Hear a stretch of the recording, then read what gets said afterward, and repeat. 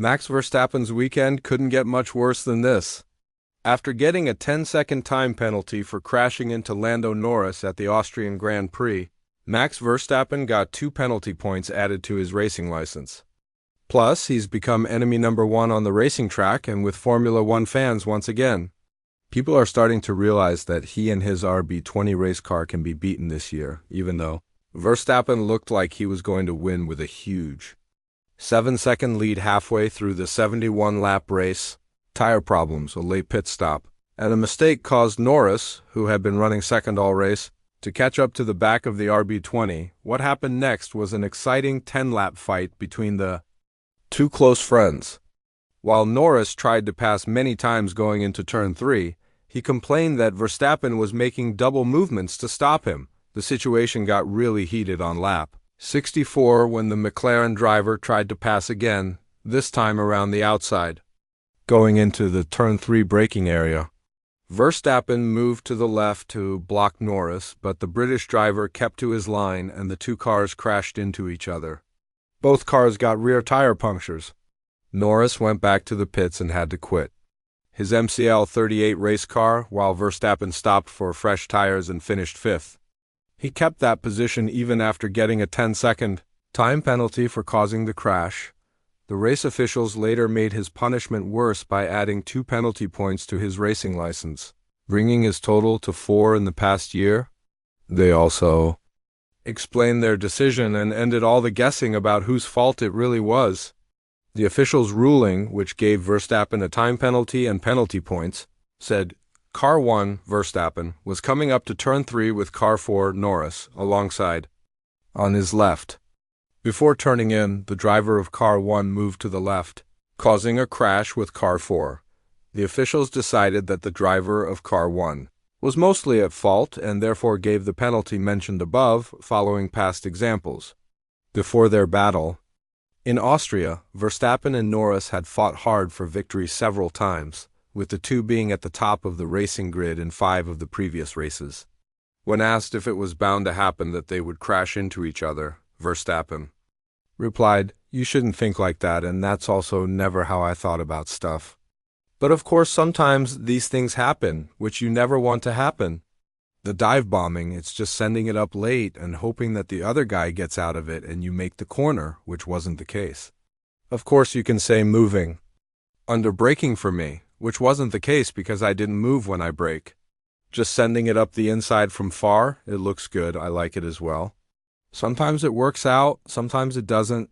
That didn't work out for Norris. The contact we had was super unfortunate." Verstappen himself also talked about the accident for the first time and why Lando Norris was even able to come this close during the race. A race where Verstappen was looking pretty dominant until his team messed up, at least according to Verstappen. He says Red Bull got itself in a fight with Lando Norris by doing everything wrong in the terrible Austrian Grand Prix. Verstappen blamed Red Bull for doing everything wrong throughout the race, including its race plan and pit stop work, which, he said, allowed Norris the chance to put him under pressure in the first place. "The first stint was quite good, but at the end I caught quite a bit of traffic, which we should have just boxed for me because I just gave up free lap time," he said. "We basically did a lot of things wrong today. It started with the strategy. Then the pit stops were a disaster. The first one was already bad, the second one was even more of a disaster. That's 6 seconds over those 2 pit stops that you give away, and then of course it's a race again. And that's why I think also we put ourselves in that position. We did everything wrong that we could have done wrong today. Has just been awful." Verstappen was also confused as to why, after such a good first half of the race, his car's driving got so bad that he thought it was undrivable in the last part on used medium tires. "I don't know why, but the car just started to become worse and worse throughout the race, so that is also something that we have to look into. Maybe that's something broke on the car," said the driver. "I honestly have no explanation why suddenly the car just changed from an okay balance to just undrivable behavior afterwards, which normally means that something was also wrong. But even with that, we should have won today if we didn't make so many errors as well with the pit stops. There must have been something weird going on with the car because it suddenly just became an undrivable car. It's so hard. Verstappen added when asked for an explanation about the problems he was facing. It's probably also really about attention to detail. If you just find a little bit of a better setup, it can help you. Christian Horner, however, tried to put things in perspective after Max Verstappen claimed Red Bull did a lot of stuff wrong at the Austrian Grand Prix. From our side, we have to look at the whole race because I think we did a lot of stuff wrong, Verstappen said after the race. We had two very poor pit stops, which basically put us back, and that's why we were fighting to the end because we had a very healthy lead. We could definitely have had a different race if we'd done the race a lot better, so there's definitely a few things to look at and do better for next week. Speaking afterwards, Red Bull team boss Horner tried to put the three-time world champions' views in context, saying that while looking back is a wonderful thing, the fact that he came away from the weekend with a bigger lead in the Drivers' Championship means the weekend was not a total loss. You've spoken to him when he's just had a tough race, Horner said when asked about Verstappen's comments. I think with the strategy for us, we were going into the race looking at medium hard. And if you look what I think he's talking about is the point at which we stopped at the second stop because we extended to cover Norris whilst we were quicker than Norris. It makes sense to do that because you get unlucky with a safety car, you lose track position. So therefore, whilst we had the pace on Lando and were able to be maintaining and pulling a gap, it sometimes tactically makes sense to do that.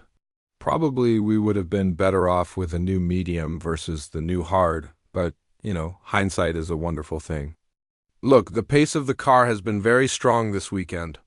We've had 2 pole positions. He's led all but 9 laps of the race. The sprint race yesterday, he's extended his lead in the championship. We've extended our lead, I think, in the Constructors' Championship. So despite not getting the win, it's not been totally disastrous. What do you think? Is Horner right here? Should they just focus on the positive of extending the championship lead? Red Bull's advisor Helmut Marko also commented on the accident and feels both Max Verstappen and Lando Norris share part of the blame for their Austrian Grand Prix crash. But so does Red Bull? We lost the victory due to several factors, Marko sighed. The fact that our pit stop went wrong, which put Lando in DRS range. We expected that the hard tires would be the better choice, but that turned out to not be the case. The temperatures were lower than expected. That meant Lando had new tires in his last stint and we were unused. That was also a factor. Max also locked up after his pit stop in turn 4. All that together made it difficult for us. Speaking particularly about Verstappen's crash with Norris, Marko blamed both drivers but also said that Red Bull should have told Verstappen to let the British driver pass him, given Norris's 5-second penalty for breaking track limit rules. I think they both drove unnecessarily fiercely, Marko continued. In doing so, maybe we should have stepped in as well because we knew there was an investigation going on about Lando and track limits. We just didn't know yet if he would be punished. With hindsight, you can then say, okay, let him go. But let's look on the bright side. We increased our lead in both the Drivers' and Constructors' Championships. It was a great fight until it somehow got messy. Who breaks where, who grabs more track limits instead of focusing on a fair finish? It's clear that Red Bull's stance is defending Verstappen. But if the race officials rule for a penalty, it's quite clear, right? What are your thoughts on the accident? Just a racing incident or an inevitable end to a boiling rivalry over the last races? And what will happen this weekend? Will they crash again or will they try to keep it clean from now on? Let me know your thoughts in the comments down below.